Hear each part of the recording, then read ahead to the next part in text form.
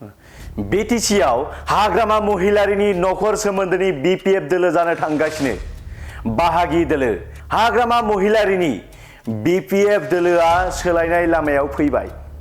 फैगौ बिसायख'थिनि थाखाय बिटिसिनि गाहाय मावफुं सोद्रोमा हाग्रामा महिलारिनि नखरनि सोमोन्दोफोरा बारजोबनो हमदों बिसायख'थिनि फारिलाइयाव।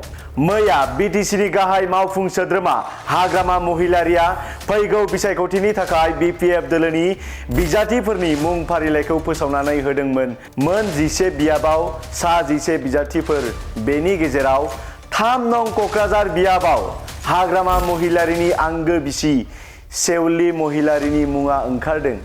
बिथिंजाय दंखायो हाग्रामा महिलारिनिनो असे बिबोनां मुनमुन ब्रह्म।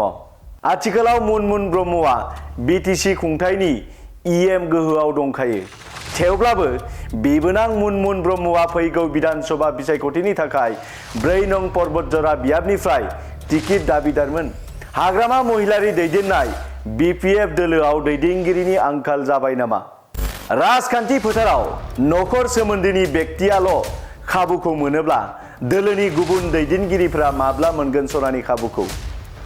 राजखान्थि फोथाराव रोंखा राखा सिनियर आसामनि केबिनेट मन्त्रि जाबोनाय आरो बिपिएफ दोलोनि जोनोम जाजेननायनिफ्रायनो दुखु सुखुयै जयै खामानि मावबोनाय प्रमिला रानी ब्रह्मआबो फैगौ विधानसभा बिसायख'थियाव सासे बिजाथि महरै गसंथिनानै बिसायख'थि गेलेनो थाखाय जानजि खाफ्रादोंमोन।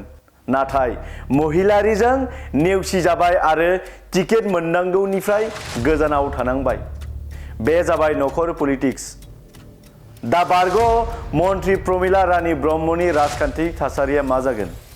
माने गेलेग्रा गेलेबाय थानो लुबैयो। दावहा माने गोसो जाबाय थायो। माने गेलेग्रा गेलेबाय थानो लुबैयो। दावहा माने गोसो जाबाय थायो।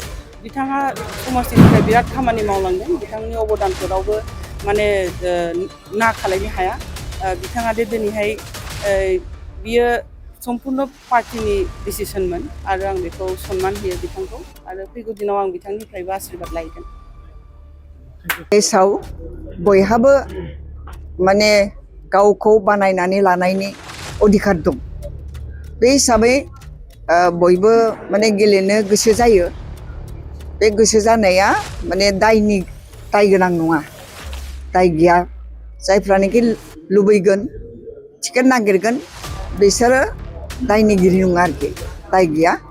गतिके गणतन्त्र देशआव बयहाबो गावनि गोसोखौ प्रकाश खालामनो थाखाय, एक्सप्रेस खालामनो थाखाय बयहाबो अधिकार दं। बे हिसाबै खालामदों। दिनै आंबो खालामदों एखे खोथा। सोरबा माने बिनाया जेरै आंबो एखे पर्यायावनो आंबो बिदों। गतिके बिनायाव जेबो माने दाय गैया। बिथों बयबो। दा आंनोनो होथारनांगौ बेबो खोथा नङा। जाय माने जोंनि लिडार, पार्टिनि लिडार, जा मोनसे गोगोम पार्टि दङ, बिपिएफ पार्टि दं, बे पार्टिनि लिडारा जायखौ होयोब्ला माने मोजां जागोन, रायजो राजानि थाखाय मोजां जागोन होननानै सानो बिनोनो होथों आरोखि। खारन रायजो राजाखौ लानानै खामानि मावनाया मोनसे गिदिर माबा बियो माने गिदिर मोनसे दावहा। बेसेबां आसा खालामगोन जिहेतु थांनाय बाराव नोंथाङा लरेन्स इस्लारिजों जेननो गोनां जादोंमोन? आं लरेन्स इस्लारिजों जेनाखै। लरेन्सखौ हाथियार खालामनानै आंखौ फेजेनदों। आं जेनाखै। बेखौ आं बुंलिया। पलिटिक्सआ जेब्लायबो माबा नङा माबा मोनसे जायो।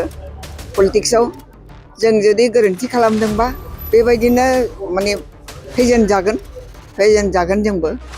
दा रायजो राजा आंखौ फेजेनाखै। आं पलिटिकेलि जेनदों।